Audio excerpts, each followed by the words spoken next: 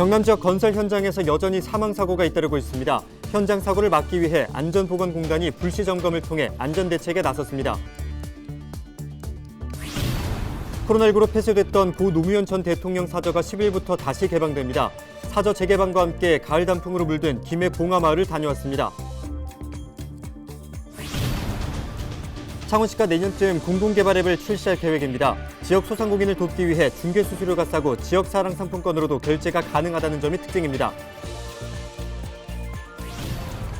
합천 여행에 관한 모든 정보를 알 수 있는 콜센터가 인기입니다. 전화 한 통이면 모든 정보를 얻을 수 있는 합천 여행 콜센터를 정책 브리핑에서 소개합니다.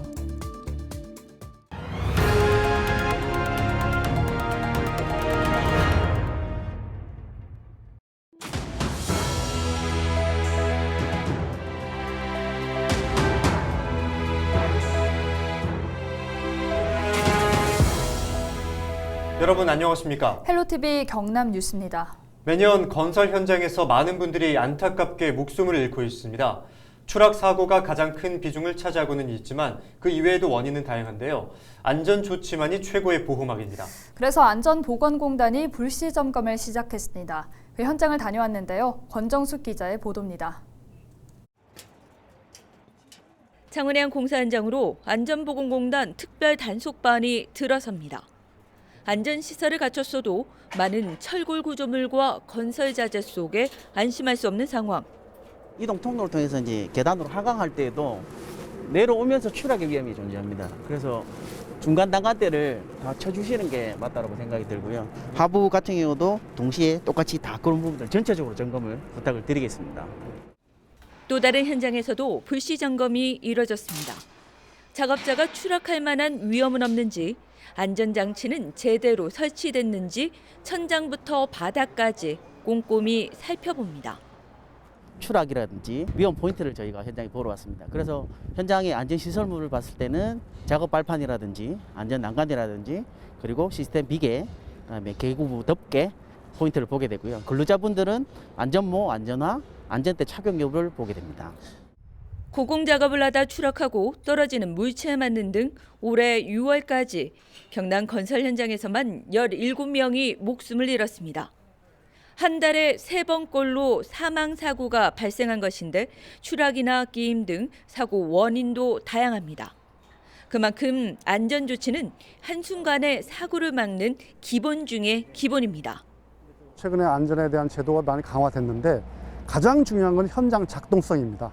현장에서 안전이 실현되어야 일하는 사람들의 안전이 보호가 되기 때문에 저희들이 최근에 중점적으로 두고 있는 것이 현장을 불시 점검을 해서 현장에서 제대로 안전이 작동되고 있는지를 점검하는 데 초점을 두고 있습니다.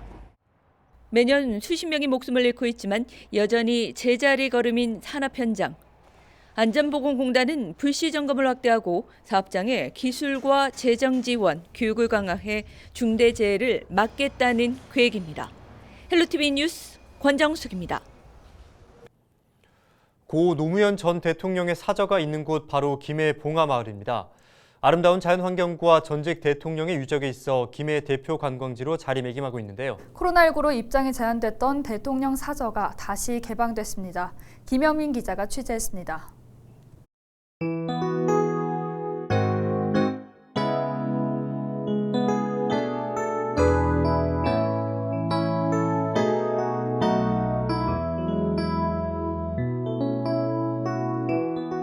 봉화산 봉수대 아래 고즈넉하게 자리 잡은 김해 봉화마을. 알록달록 단풍부터 은빛 억새까지 아름다운 자연환경을 자랑하는 이곳은 고 노무현 전 대통령의 고향입니다. 노 전 대통령이 서거한 뒤 사저가 시민들에게 개방되면서 매년 60만 명의 관광객이 찾는 대표 관광지가 됐습니다. 올 때마다 뭔가에 좀 가슴 뭉클하고 그런 점이 있고 좀 남다른 것 같고 올 때마다 항상 이렇게 변화되면 조금씩 달라진 모습에 항상 이렇게 뭐 감동을 받고 가는 것 같기도 하고 그렇습니다. 그동안 코로나19로 몇 달 넘게 사저 출입이 제한됐지만 정부의 단계적 일상회복에 맞춰 10일부터 다시 활짝 문을 열었습니다. 사저에는 노 전 대통령이 실제 손님을 맞았던 공간을 비롯해 가족과 함께 식사를 하던 장소도 볼 수 있습니다. 노무현 대통령이 태어나 8살까지 살던 집을 복원한 곳입니다. 안에는 대통령의 어린 시절 사진들도 전시돼 있습니다. 관람은 코로나19 확산을 막기 위해 예약제로 운영됩니다. 평일은 3번, 주말과 공휴일은 6번에 나눠 관람할 수 있고 인원은 25명으로 제한됩니다. 정부의 그 코로나19 단계적 일상 회복에 따라서 저희 노무현 대통령의 집도 조심스럽게 개관을 지금 시작하려고 합니다. 노무현 대통령이 꾸셨던 꿈도 한번 확인해 보시고 또 스스로의 꿈도 한번 다져가는 그런 좋은 공간이 되었으면 좋겠고요. 코로나19로 닫았던 사저도 다시 문을 열면서 활기를 띠고 있는 김해 봉화마을. 아름다운 자연환경과 고 노 전 대통령의 향수까지 더해져 가을의 정치가 더욱 깊어지고 있습니다. 헬로티비 뉴스 김영민입니다.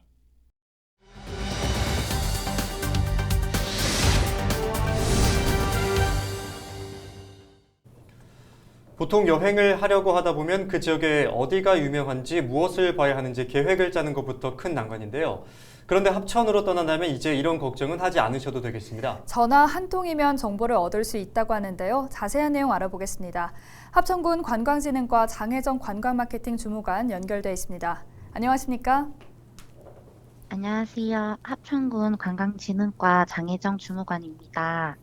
네, 먼저 합천여행 콜센터가 어떤 곳인지 소개해 주시겠어요? 네, 저희 합천여행 콜센터는 합천을 여행하고자 하는 관광객들의 시작 단계부터 마지막 단계까지 불편함을 해소하기 위해서 시작되었어요. 합천에 거주하면서 관광지, 숙박, 음식, 카페 등 다양한 정보를 알고 있는 관광 코디네이터를 한 분 채용을 해서 합천을 여행하고자 하시는 분들의 문의 전화부터 시작해서 스케줄 작성, 여행 중 현지에서의 불편함 해소, 또 문의 사항을 알려드리고 여행을 마치고 귀가하실 때까지 안전한 여행이 될 수 있도록 도와드리는 시스템입니다. 네, 콜센터를 통해 듣기만 해도 많은 도움을 받을 것 같은데요. 이렇게 시범 운영을 시작한 이유가 있을까요? 관광진흥과에서 근무를 하다 보니까 합천을 여행하고 싶은데 가볼 만한 곳을 알려달라든지 주변 숙박지나 각 관광지 간의 차량 이동 시간이 얼마 정도인지 등의 문의 전화가 많이 오고 또 관광지에서는 근처 식당을 소개해달라는 요청이나 레저 관련된 문의처럼 다양한 정보를 요청하시는 분들이 많아서 전문 콜센터를 운영해서 보다 세세하게 개인의 니즈를 충족시켜서 더 만족스러운 여행을 만들어 드리기 위해서 합천 여행 콜센터를 운영하게 되었습니다. 네, 지난달부터 시작했는데 반응이 어떤지도 궁금하네요. 어떻습니까? 일단은 여행 계획 문의부터 여행 중 문의 같이 다양한 전화가 많이 오고 있고, 특히 여행 계획 코스를 짤 때 있어서 저희 콜센터의 도움을 받으시는 분이 많아지셨어요. 특히 차량을 이용하지 않고 대중교통을 이용한 도보 여행자분들께서는 합천 관광 택시를 연계해 드림으로써 소규모 여행객들에게 보다 편리하고 안전한 여행을 제공할 수가 있기 때문에 만족도가 매우 높습니다. 네, 끝으로 어떻게 도움을 받을 수 있는지도 알려주시고요. 단계적 일상 회복에 맞춰서 하고 싶은 말씀이 있으실 텐데 시청자분들께 한 말씀 해주시죠. 저희 합천여행 콜센터는 2021년 12월 10일까지 시범 운영되는 상태로 매주 수요일에서 일요일 오전 10시부터 오후 5시까지 운영을 합니다. 전화번호는 055-930-4000번이고 여행 계획 문의 등의 궁금증을 질문해 주시면 담당 코디네이터 분이 친절하게 답변해 주실 거예요. 위드 코로나 시기가 도래한 만큼 합천을 찾는 관광객분들이 보다 만족스럽고 알찬 여행이 되셨으면 합니다. 문의사항 있으신 분들은 언제든지 합천여행 콜센터 930-4000번을 찾아주세요. 네, 많은 분들이 조금 더 편안하게 합천을 찾아볼 수 있는 기회가 될 듯합니다. 오늘 말씀 고맙습니다. 감사합니다. 네, 지금까지 합천여행 정보를 알 수 있는 합천여행 콜센터 소식 알아봤습니다.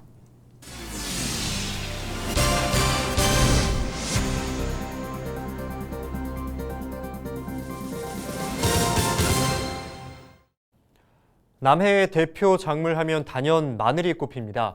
특히 국내 지자체 중에서는 유일하게 마늘 연구소를 운영하고 있는데요. 하지만 예전에 비해 마늘 산업이 무너지는 이때 연구보단 상품 생산을 돕는 역할을 맡다 보니 변화를 요구하는 목소리가 높아지고 있습니다. 조진욱 기자입니다. 남해를 대표하는 작물로 지리적 표시제에 등록돼 있기도 한 남해 마늘. 지난 2008년엔 국내 지자체에선 유일하게 마늘 연구소까지 만들었을 정도입니다. 그동안 연구소는 상품 개발을 통해 농민들의 소득을 높이는 데 집중해 왔는데 현재 14명의 인력이 근무하고 있습니다. 벼보다 더 소중한 우리의 제일 중요한 작물이었고 그만큼 또 소득도 됐었던 걸로 기억을 합니다. 1차 산업에 의해서 생산된 마늘을 좀 더 부가가치를 높여서 가공 상품화하고 그래서 그 파급 효과가 농민들에게 전달될 수 있도록. 하지만 설립 이후 13년의 세월 동안 남해 마늘의 입지는 좁아졌습니다. 지난 2013년 1026헥타르였던 재배 면적은 올해 540헥타르로 절반 가까이 줄었습니다. 그 사이 국내 마늘 주산지라는 명칭도 사라졌습니다. 이처럼 남해 마늘 산업이 크게 흔들리면서 마늘연구소가 상품 개발 지원이 아닌 마늘 연구 업무에 집중해야 한다는 주장도 나오고 있습니다. 실제로 그동안 연구소가 낸 특허 60개 가운데 절반 이상은 가공 상품과 관련된 건입니다. 조직 배양으로 우량종구를 생산해서 남해가 우량종구 생산 기지화를 만들 수 있다. 우리 마늘 연구소에 농약 잔류 검사를 하는 그런 기계를 설치를 해서 그런 기능도 우리 마늘 연구소가 해야 된다. 연구소도 변화의 필요성에는 공감하고 있지만 예산이 가장 큰 걸림돌입니다. 관련 연구를 진행하기 위해선 인력을 충원해야 하는데 재정 상태가 좋지 않아 개발한 특허를 팔 정도입니다. 농약 잔류 검사나 자체 공장 운영 등도 검토했지만 지원 부족으로 무산됐습니다. 마늘 산업 관계자들 간 공론의 장이 필요한 이유입니다. 연구소 소속원들, 그다음에 예를 들어서 군에서, 그다음에 농민들, 모든 사람들이 다 모여서 그 부분에 대해서 진짜 심도 깊게 우리가 나중에 연구소를 어떤 방향으로 남아있기를 원하는가를 바라보고 다 같이 고민을 한번 해봐야 된다고 생각합니다. 특히 앞으로 마늘 연구소를 이끌 새 수장을 구인 중인 지금이 적기라는 목소리도 높습니다. 변화가 필요한 시점임은 분명한 만큼 지금이라도 체질 개선을 위한 각계각층의 관심이 요구되고 있습니다. SCS 조준욱입니다. 대한민국 해군의 신형 호위함인 동해함이 10일 창원 진해군항에서 취역했습니다. 동해함은 구형인 울산급 호위함과 초계함을 대체하기 위해 건조된 2,800톤급 전력입니다. 길이 122m에 전폭 14m, 높이 35m인 동해함은 최고 속력 30노트로 기동이 가능하고 해상 작전 헬기 한 대를 탑재할 수 있습니다. 지난 2016년 방위사업청과 현대중공업이 계약을 맺어 건조가 시작됐으며 2020년 4월 29일 진수됐습니다. 해군은 동해함의 전력화 과정과 작전 수행 능력 평가를 거쳐 2022년 중반쯤 작전 배치할 계획입니다. 창원시가 내년에 공공 배달 앱을 출시할 계획입니다.